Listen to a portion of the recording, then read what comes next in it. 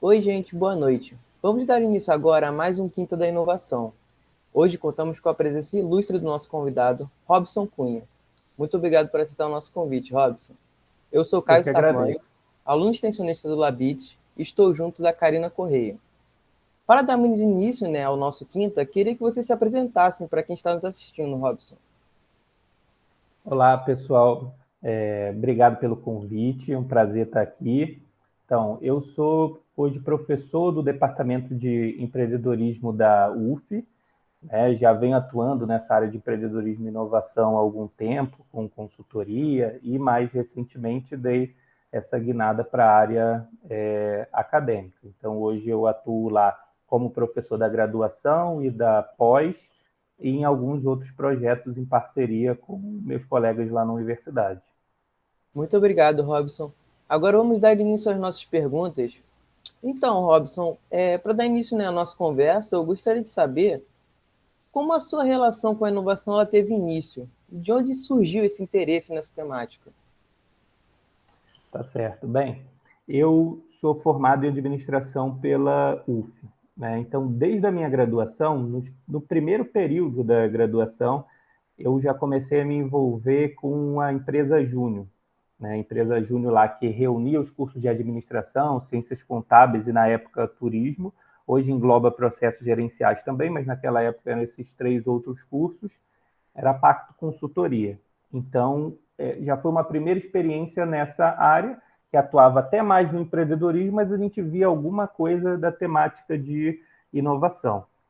E aí, depois, ao longo do meu curso, eu procurei direcionar minha formação para essa área. Então, puxava uma disciplina relacionada, uma optativa, né? Tentava puxar outras disciplinas para ir compondo ali, e fiz um curso que na época estava começando, era a primeira turma, que chamava o Curso Sequencial de Complementação de Estudos Empreendedorismo e Inovação, que hoje é o Minor Empreendedorismo e Inovação. Hoje eu tenho a oportunidade de coordenar esse curso, mas eu fui a cobaia desse curso na primeira turma lá em 2008. E aí eu fiz em paralelo a minha graduação, quando eu me formei, aliás, um pouco antes disso, né, durante a graduação também fui trabalhar com consultoria para micro e pequena empresa de base tecnológica. Aí eu acho que foi onde eu mergulhei realmente nessa área da inovação. Então, atuava diretamente com as incubadoras de empresas, visitei muito a incubadora da UFRJ para prestar serviços, enfim, para tocar projetos. Isso que me motivou a ir fazer o meu mestrado e o doutorado na COP, no Programa de Engenharia de Produção, porque tinha uma linha de gestão e inovação, e aí eu fui trabalhar com essa temática para estudar spin-offs acadêmicos, ou seja, as empresas formadas a partir do conhecimento gerado na universidade.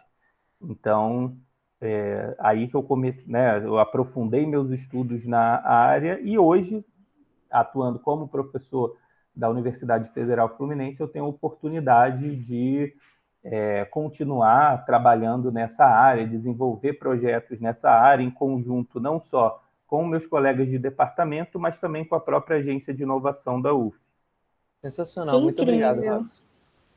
muito bom, de verdade. Robson, a gente quer conhecer, né, um pouquinho mais do Minor. Você poderia contar para a gente como é o funcionamento do Minor UF, como é a participação do corpo discente nesse projeto e como surgiu a parceria para implementá-lo? Certo, então vou começar pelo final, tá? Como surgiu o Minor. O Minor, ele é um projeto de 2006, tá? Que foi encabeçado por uma professora que hoje é do meu departamento, na época era professora do departamento de administração, é a professora Sandra Mariano. Então, quando ela entra na Universidade Federal Fluminense, ela já vinha com essa vontade de trabalhar empreendedorismo, ela já tinha experiência de lecionar empreendedorismo de outras instituições. Quando vem para a UF, depois de um tempo ali de UF, ela vem com esse projeto, ganhou apoio de uma outra professora, que na época era uma pró-reitora, a professora Esther Luque, e levanta essa bandeira do empreendedorismo na universidade. Isso em 2006, mas a primeira turma só veio a rodar efetivamente em 2008. Teve o processo todo de criação, enfim, reunir professores, e por incrível que pareça, o departamento de origem desses professores não quis abraçar a temática, embora fosse um departamento da área de gestão. Então, isso, de certa forma, motivou um pouquinho mais adiante a criação do próprio departamento de empreendedorismo, né? Então, hoje o departamento que eu atuo, a graduação que eu atuo, ela, de certa forma, foi um processo de evolução desse movimento do Minor, que ele é um curso de complementação de estudos. Então, como acontece? Alunos de qualquer curso de graduação podem cursar esse curso de complementação de estudos. Ele recebe um certificado que é emitido pela mesma pró-reitoria da graduação.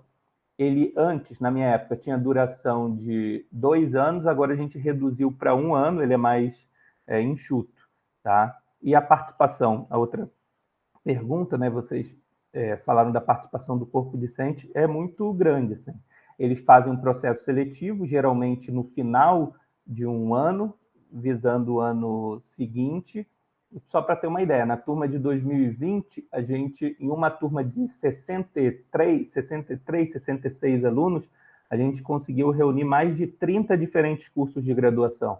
Então, tem uma riqueza muito grande nas aulas, né? Coisas que, às vezes, a gente faz em outras disciplinas, do seguinte sentido. Só pode formar grupo com tantos alunos de cada curso, para não formar aquelas panelinhas. No Minor não tem esse problema, porque eles não conseguem. Você tem, no máximo, 2, 3 alunos do mesmo curso, porque a turma é muito diversa, né? Então, traz uma riqueza muito grande nas discussões, né? Enfim. Eles fazem 7 disciplinas ao longo de 1 ano, né? A gente quebra essas disciplinas ali por bimestre e eles completam 270 horas para aí sim apresentar seus projetos, receberem um certificado lá na ponta. Eu queria saber se é presencial ou online, Robson.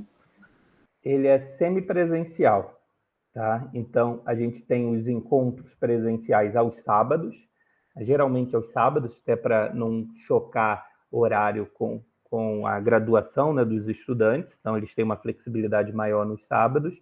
E o restante das atividades eles fazem numa plataforma virtual. A gente usa o Moodle, tá? Mas no período de pandemia, por exemplo, ele rodou totalmente remoto, né?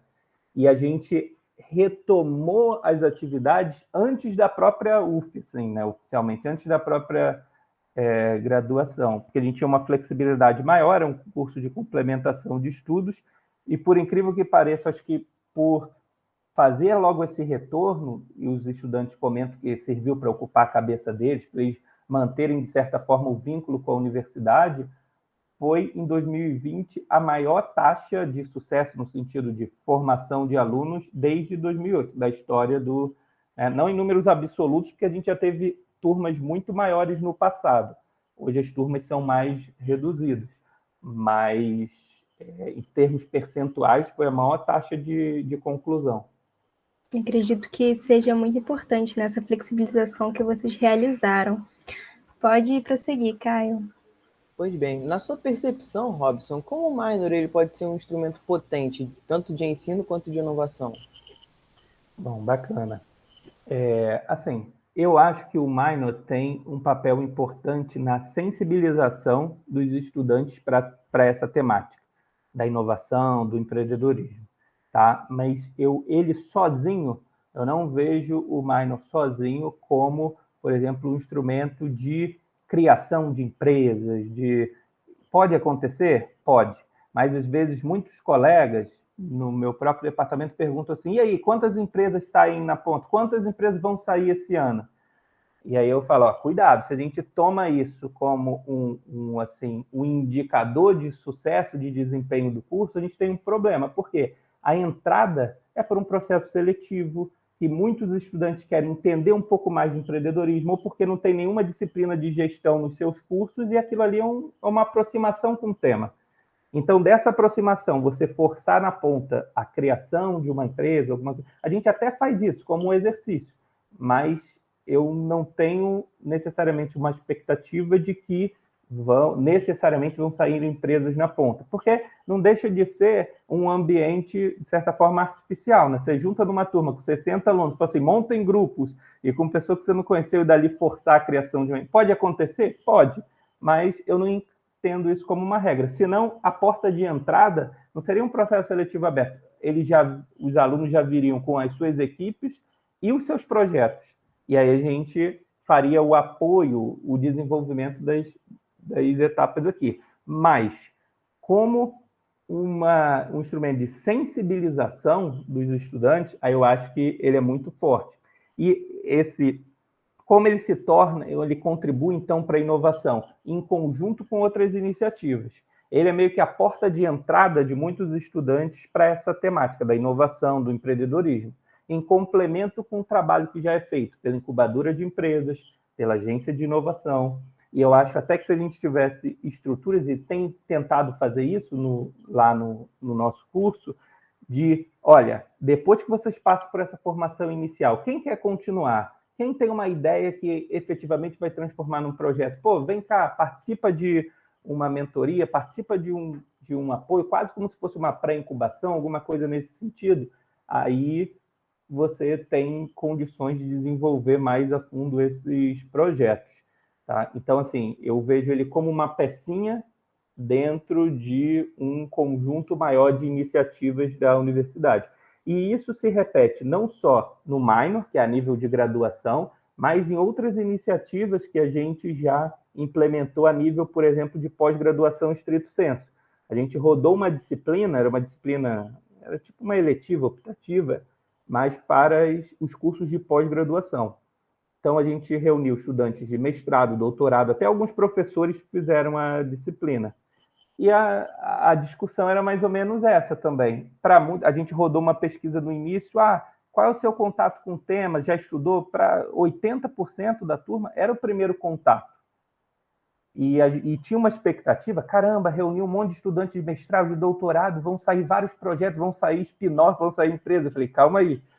Pode ser que saia, de repente, no módulo 2, 3, para aqueles que quiserem continuar, que queiram desenvolver a fundo um projeto, mas nessas disciplinas assim, de entrada, né, que é um primeiro contato com a temática, eu vejo muito mais como uma sensibilização do que como um processo de criação de empresas, mas é uma etapa necessária.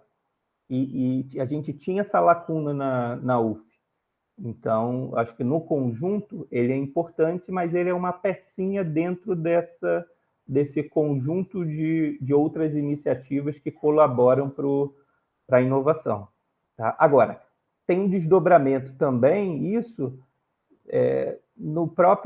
na vida profissional dos estudantes, porque é o que a gente chama também de intraempreendedorismo. Não necessariamente ele cria uma empresa, mas ele leva aquele conhecimento para a empresa onde ele está fazendo estágio, ou para a empresa que no futuro vai contratar esse aluno, e aí ele consegue implementar várias técnicas. Então, eles também dão feedback para a gente de que o quanto mais não foi importante para eles tocarem um projeto dentro da empresa deles, para propor coisas novas, para provocar uma transformação no setor em que eles trabalham.